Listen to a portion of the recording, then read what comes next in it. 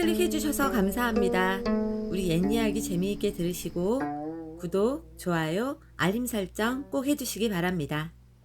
전설천하 이야기 시작하겠습니다. 제8화 옥룡자. 훈장어른은 이 일을 어떻게 해야 할까 고민했다. 저 어린 아이에게 그 백년 묵은 여우 이야기를 그대로 해줄 수는 없지 않은가? 그 이야기를 들은 저 어린아이가 지레 겁을 잔뜩 집어먹고 있다가 또다시 그 일을 당하고 보면 정신을 잃어서 길을 몽땅 빼앗기고 그만 죽어버릴 수도 있기 때문이었다. 말없이 묘안이 없을까 하고 생각을 거듭하던 훈장어른이 아이를 바라보며 입을 열었다.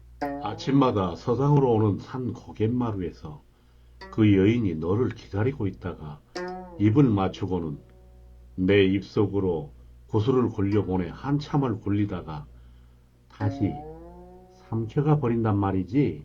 훈장어른은 그 기이한 구슬에 대하여 다시 확인하는 듯 말했다. 그렇습니다. 그 여인이 입을 맞추면서 뱃속에서 토해낸 구슬처럼 동그랗고 뜨거운 것을 제 입속으로 보내와서는 혀끝으로 한참을 굴리다가 돌아갈 때 다시 삼켜버렸답니다. 훈장어른은 그 백년 묵은 여우가 구슬에다 아이의 기를 뽑아서 모아간다는 것을 알았다. 훈장어른은 한동안 깊은 생각에 잠긴 듯 눈을 감고 있다가 이윽고 입을 열었다. 그래? 그렇다면 내일 아침 다시 그 여인을 만나거든 내가 일러준 대로 할 수 있겠느냐? 예, 스승님. 그러면 그 여인이 내 입속으로 구슬을 굴려 넣으면 무조건 그 구슬을 꿀꺽 삼켜버려라. 아무 생각 없이 무조건 꿀꺽 삼켜버려야 하느니라 명심하렸다. 훈장어른이 다짐을 주었다. 스승님, 내일 반드시 그렇게 하겠습니다. 아이가 야무지게 말했다. 다음날 아침이었다. 아이는 여느 때와 똑같이 글을 외우면서 산 고갯마루길을 올라갔다. 어제 했던 훈장어른의 말을 잊어버리지 않도록 속으로 자꾸 되새기면서 말이다. 아이는 반드시 그렇게 하리라고 다짐하며 글을 소리 높여 외우는 것이었다. 예의 그 여인이 고갯마루에서 기다리고 있었다. 여전히 하얀 옷을 입고 긴 머리카락을 바람에 날리며 흘리는 듯 손짓했다. 아이는 그 여인을 보자 다시 정신이 아득해왔다. 가물가물 혼미해지는 정신 속에서도 아이는 훈장어른의 말을 기억 속에 굳게 되살리기를 잊지 않았다. 이리온, 예쁜 아가야. 어서 이리온. 여인은 아이를 와락 끌어안고 입술을 스르르 포개었다. 포근한 그러나 싸늘한 혈기가 순간 아이의 전신에 스며었다. 여인은 아이네 입을 오랫동안 혀로 핥았다. 마침내 아이의 혀 밑에 혀를 포개었다. 여인의 혀는 아이의 맥박을 감지하며 침과 기를 흡입하였다. 그렇게 오랫동안 아이는 여인의 입맞춤에 홀려 정신을 가물가물 잃어가고 있었다. 어느 순간 여인의 뱃속에서 무언가를 울컥 토해냈다. 뜨거운 둥근 구슬이었다. 한동안 여인은 제 입 안에서 그 둥근 것을 굴리다가 드디어 아이의 입속으로 보내왔다. 정신이 혼미해진 아이는 제 혀 밑에서 뜨거운 무엇이 구른다는 느낌을 겨우 감지할 수 있었다. 둥근 것이 혀 밑에 무엇을 다 빨아들이는 것만 같았다. 아이의 입이 바싹 말라왔다. 그러나 그것을 삼켜야 한다는 생각은 어디에도 남아있지 않았다. 아이는 훈장어른에게 했던 다짐을 기억해내지 못하고 아득해진 정신을 그대로 놓아버리고 있었던 것이다. 구슬이 혀 밑에서 입안 천장 위로 스르르 굴렀다. 이제 여인이 그 구슬을 도로 가져다 삼킬 순간이었다. 그때 아이의 희미한 정신이 탈딱 살아났다.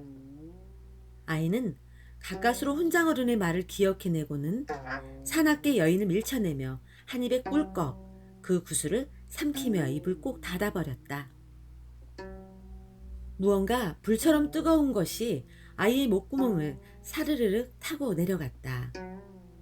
아이는 너무나도 뜨거운 그 구슬의 열기로 다물었던 입을 확 열고 싶었으나 꾹 눌러 참고 있었다. 그런데 순간 눈앞에 있던 여인이 한 줄기 하얀 연기로 변하더니 온데간데 없이 스르르 허공으로 사라져버린 것이다.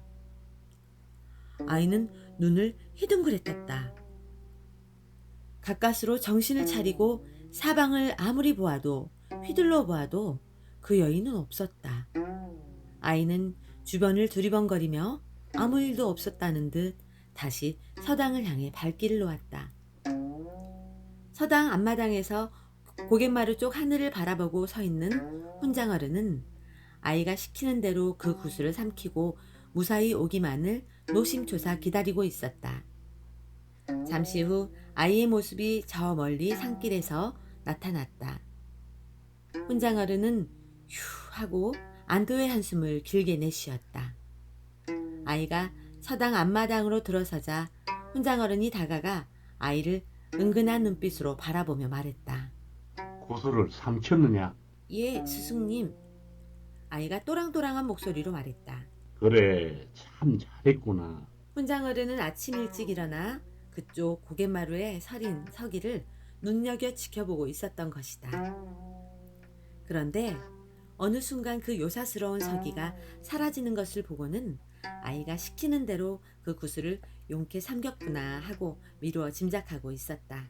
그런데 그 구슬을 삼키면서 하늘을 바라보았느냐, 땅을 바라보았느냐? 혼장어른이 의미심장한 눈빛으로 아이를 바라보며 물었다. 아이는 혼장어른의 물음에 무어라 대답할 수가 없었다.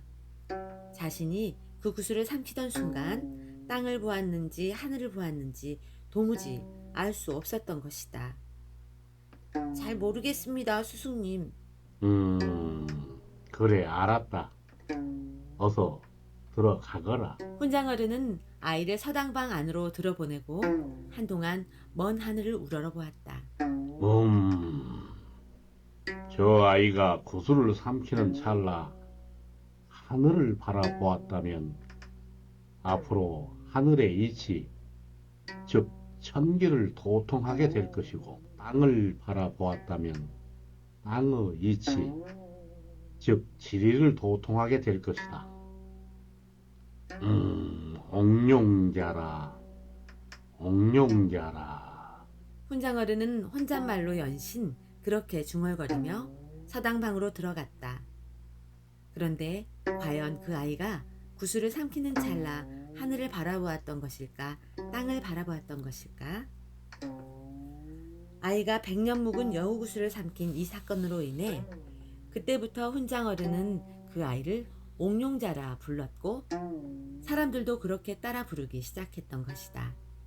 또한 혼장어른의 그날 그 예언에 따르면 훗날 이 옥룡자, 즉 도성국사가 풍수지리에 도통하게 되는데 아마도 그 100년 묵은 여우구슬을 삼키는 찰나 저 시름마는 인생들이 생로병사의 쓰라린 고통을 안고 서로 아기다툼하며 살아가는 아스라이 펼쳐진 구릉진 저 먼 대지를 굽어보았지 않았겠는가 싶다.